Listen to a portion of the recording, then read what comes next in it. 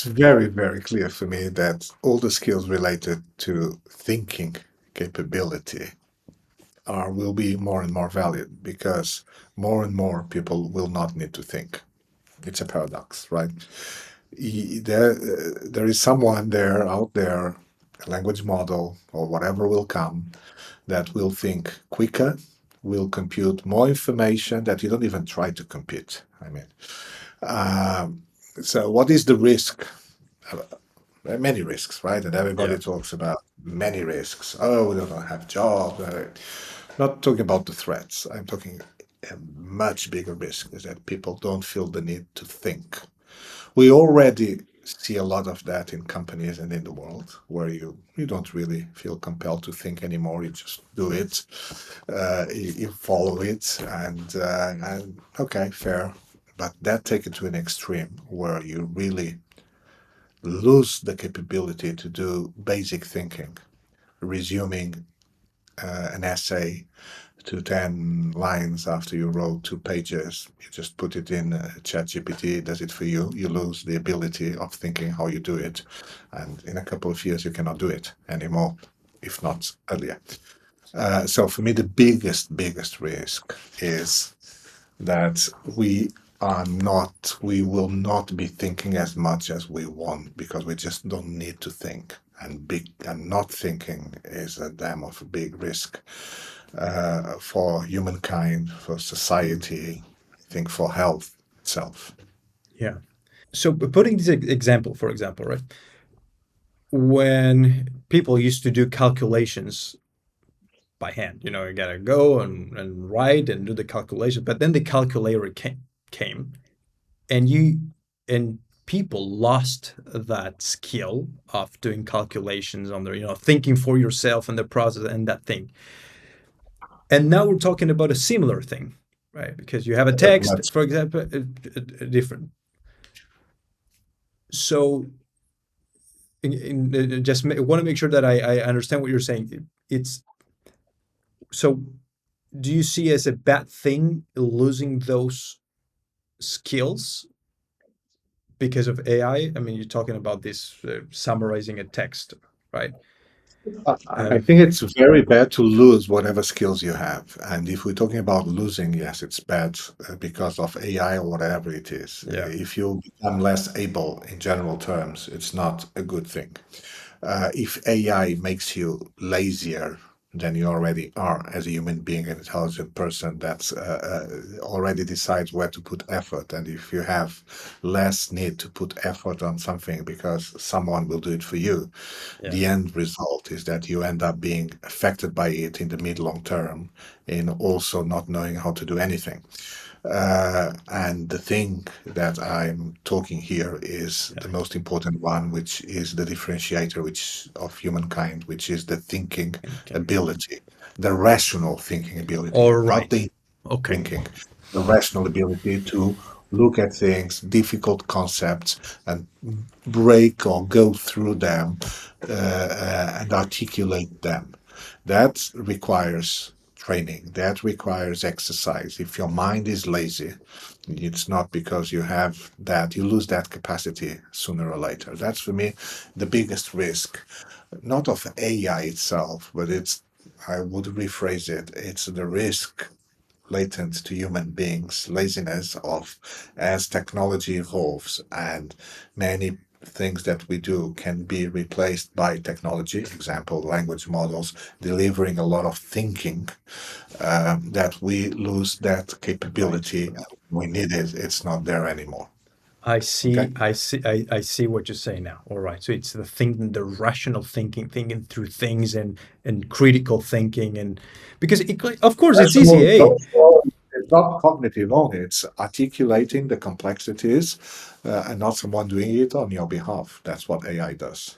because that's right, because it's so easy today. You go to to a chat GPT, to a Gemini, whatever. You say, hey, look, act as if you were an expert CEO of a large multinational, right? And this is the situation, and this is the thing. So what would you do? What do you recommend? And kind of you're outsourcing your thinking, And when you do that, that's when you lose the ability. You rely more on that tool to do the thinking that you should be doing than yourself, right? So you're trusting more that than yourself, and that's how And you lose it. but that on itself is not the big problem. Big problem is that you lose even the critical reasoning ability of evaluating what you're given as an outcome and as an output. Hmm. Okay. That's I had lots of different conversations, and we about this topic, but we never got to the risk of that happening. So, I, I don't fear artificial intelligence. I don't uh, put it on on the opposite. I think it will come, will develop, and it will never stop. I think the effort should not be on the limitation of artificial intelligence, but on the policing of humankind and human beings and what we should keep on doing and not allow that we stop doing it. And it's not on stopping technology. Let it go, let it flow. no, Understand that it will replace a lot of activities we do, but let's not put ourselves into the place that we don't want to be without critical reasoning abilities because we just stopped using them. And there is one thing that is even more intimidating, which is as it is now, and you can argue whether that will come soon or not, that artificial intelligence does not have its conscience. Right. So there's no conscience because it is formulating, it is learning from prior information, it is computing a lot of information quickly, damn quickly, but it is not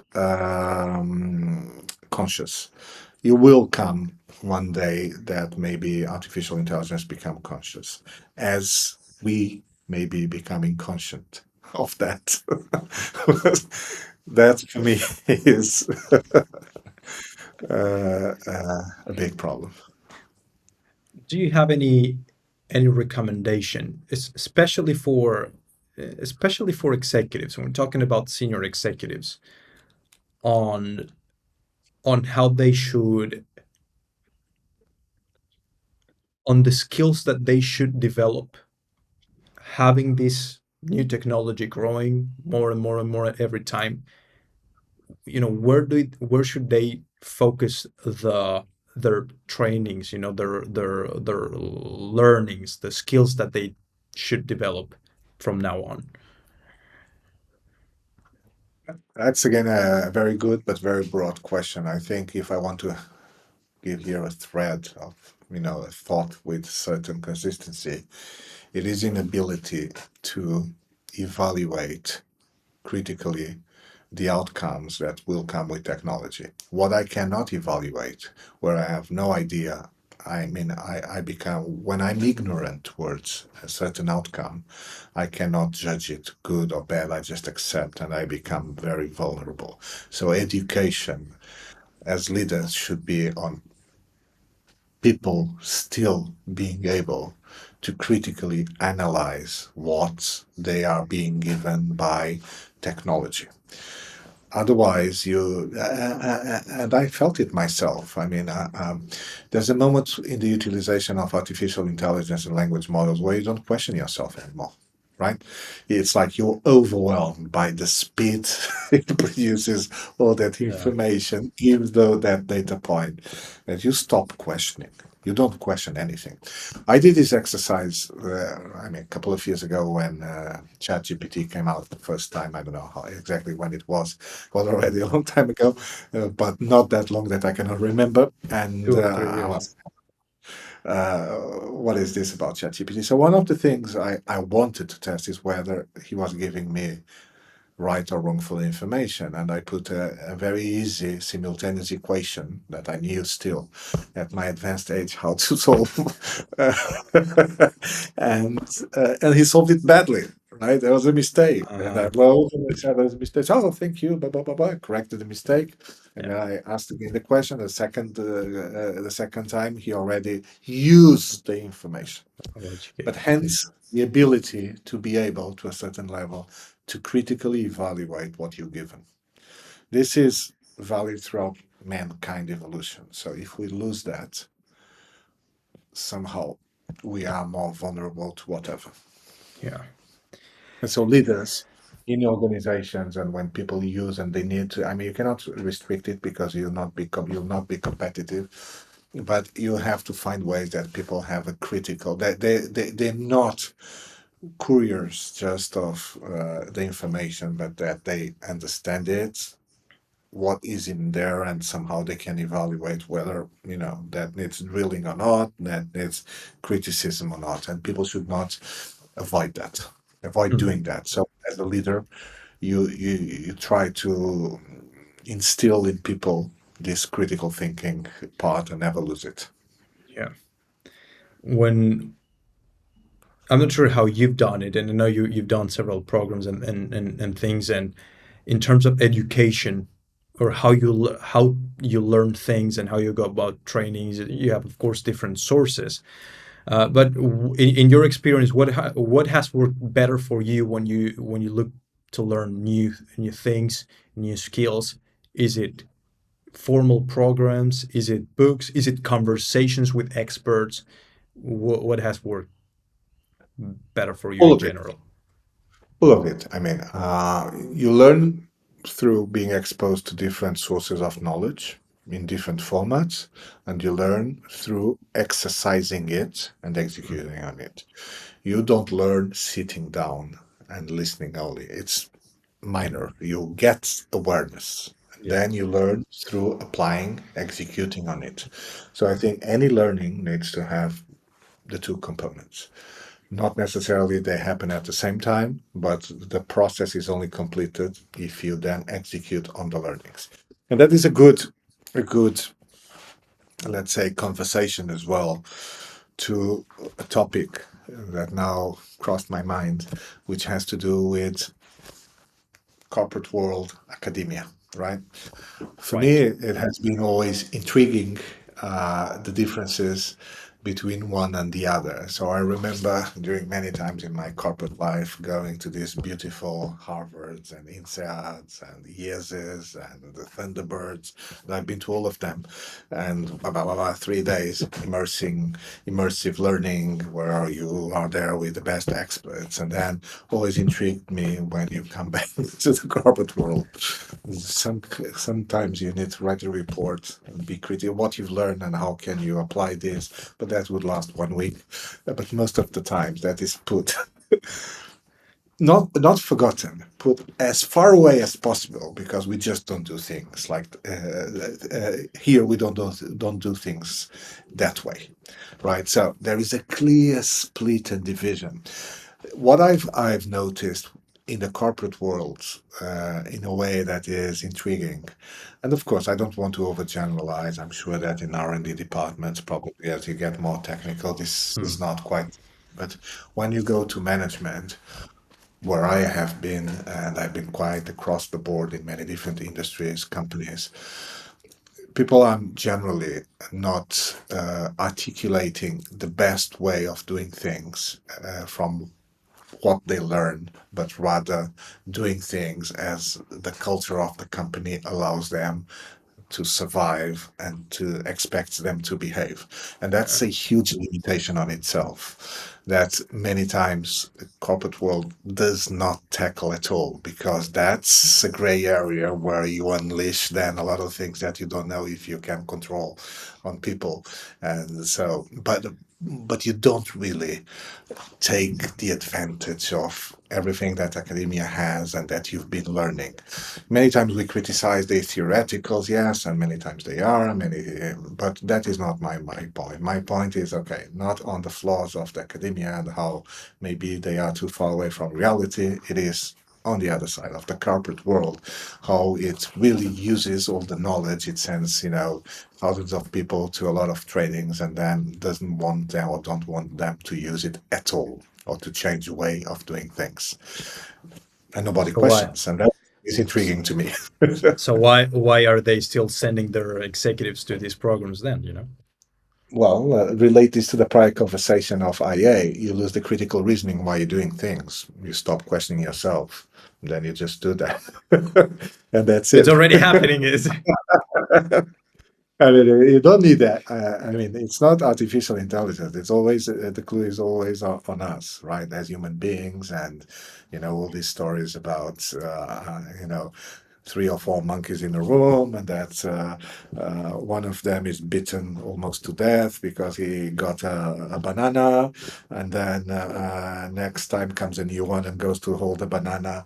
The others beat him to death because they don't want to be beaten to death, so they are red.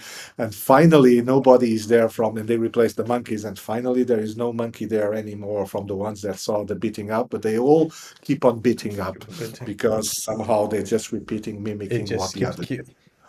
and it So just at keeps the end of happening. the day, that's how human beings, be it in big corporations, be it in small corporations, many times behave. So we should not look at it like how stupid they are, but how human we are, and Oh, human is acting like that. The way I was describing towards knowledge and how you apply knowledge and how you don't apply knowledge.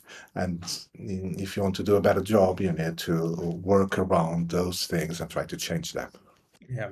And what I get from that, and first of all, it takes time for changing how things have been done for many years. It's hard. It requires friction, Right? energy. That's one thing, uh, and the other is probably when you go to these sort of institutions, it's not just the knowledge. Some people might say it's the connections and it's the network. You can justify that. That's you probably meet interesting people doing interesting things and you learn from them, right? But let's go. We've talked about the education and skills for executives. Now let's go to the. How old are your kids? 18 and 20, right? Well, I'm 57. No, no, but your kids. My kids, they're 22 and 18. 22. Well, probably the 18 is just finishing high school, probably, or starting university.